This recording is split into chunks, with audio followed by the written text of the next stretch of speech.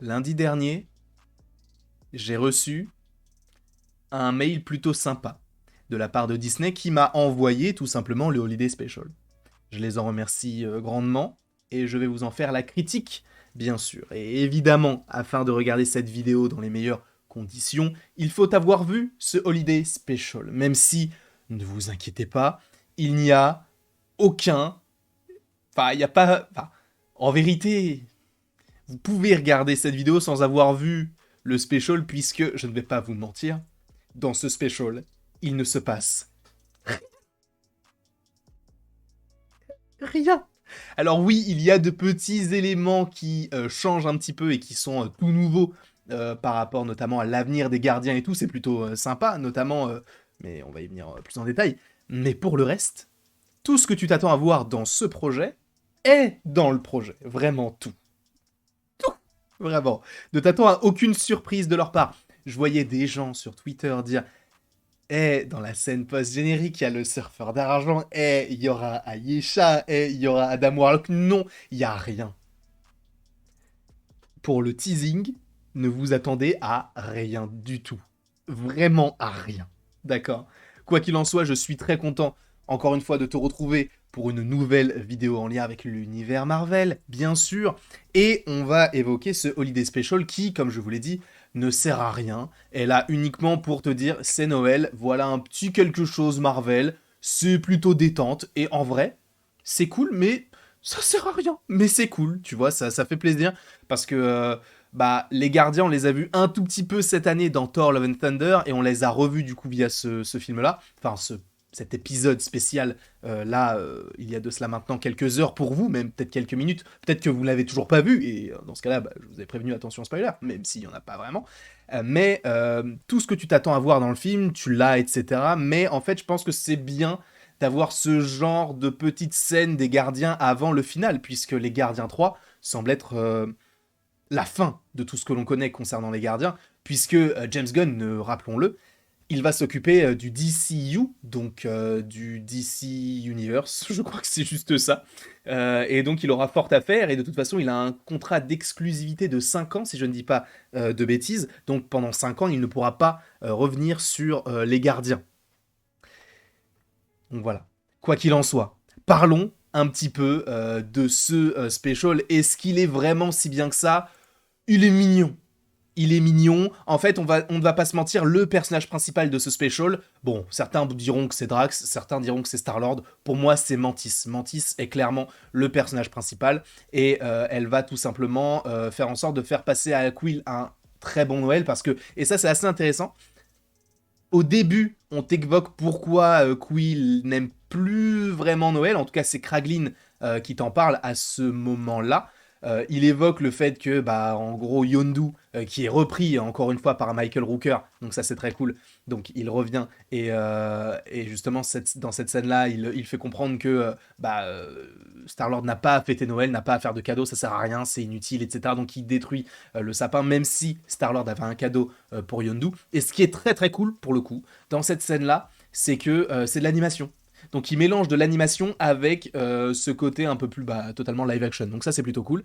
Donc la petite scène d'intro au début, je me suis dit mais bon c'est un peu bizarre, mais bon ça passe, tu vois, c'est plutôt intéressant. Peut-être que Michael Rooker n'avait pas forcément le planning pour venir, se faire maquiller, etc. Revenir totalement pour le rôle et tout. Donc le fait qu'il prête sa voix, c'est plutôt sympa. Et donc Kraglin évoque ça au moment où justement on découvre cette place qui n'est autre que Nowhere. Et on comprend que Nowhere a été racheté par les gardiens, donc aux collectionneurs. Donc bon, on ne va pas se mentir, c'est une facilité scénaristique. On sait comme ça d'un coup que bon, les gardiens maintenant vivent sur Nowhere, etc. Bon, c'est pas hyper bien tourné, je trouve, c'est trop simple, mais on n'est pas là dans ce programme-là, on n'est pas là pour se prendre la tête. Et c'est plutôt intéressant en fait d'avoir ce type de programme-là. Ça te permet de voir eh bien, des personnages dans leur quotidien, entre guillemets, sans pour autant qu'on ait forcément d'ennemis à affronter, parce que là, il n'y a aucun ennemi, hein, bien sûr. Après, il y a ce côté un peu Noël, tu vois, il y a les chansons de Noël, etc. Je crois qu'on a deux chansons. Il y en a une au début, une à la fin, notamment avec Kevin Bacon qui joue son propre rôle. Donc ça, c'était plutôt sympa, la musique de fin. Mais la musique du début, Bon, pour introduire, c'est sympa, tu vois, mais je la trouvais un petit peu trop longue. Et sachant que ça dure quand même, bah, je crois qu'il fait 42 minutes générique inclus, sachant qu'il y a une petite scène post-générique à la fin, tu te dis, bon, c'est un peu beaucoup, tu vois, c'est un peu long. Mais bon, quoi qu'il en soit, le début est plutôt intéressant. Et ce qui est, comme je vous l'ai dit, tourné plus vers Mantis, c'est que Mantis va leur dire, ah bah en fait, je suis la sœur de Star-Lord, puisque en gros, Ego, c'est mon père, et c'est aussi le père de Star-Lord. Donc, vu que c'est mon frère, mais que lui ne le sait pas, j'ai envie de lui faire plaisir et de lui redonner le sourire, parce qu'on voit que Star-Lord, là, il est un peu malheureux. Alors, est-ce qu'il est malheureux parce que on est en pleine période de fête? C'est possible, mais est-ce qu'il est aussi malheureux parce qu'il n'a plus Gamora, il la recherche, etc., et il ne la trouve pas? On verra ça évidemment dans Les Gardiens 3. Mais donc, comment s'appelle-t-elle? Nebula et Kraglin, et du coup Rocket et Groot par ailleurs. Bon, j'ai pas de photo de Rocket. Si, j'ai une photo de Rocket, mais j'ai pas une photo de Groot. Donc on va mettre cette photo de Rocket. Bon, eux, ils vont organiser la décoration donc sur l'astéroïde Nowhere. Et de leur côté, à Hollywood, nous avons Mantis et Drax qui, eux, vont aller chercher le petit Kevin Bacon parce qu'ils pensent que c'est un cadeau, tu vois. Bon, c'est un peu débile de leur part, tout ça. Bon, c'est un peu gentillet, entre guillemets. Mais encore une fois, ne vous attendez pas à un truc de fou. Ne vous attendez vraiment, vraiment pas à un truc de fou. C'est surtout tourné sur Mantis. Drax, il est plus là pour être la caution aussi, un petit peu humoristique, pour reformer un peu le duo qui formait déjà dans le deuxième film des Gardiens, mais également dans Infinity War.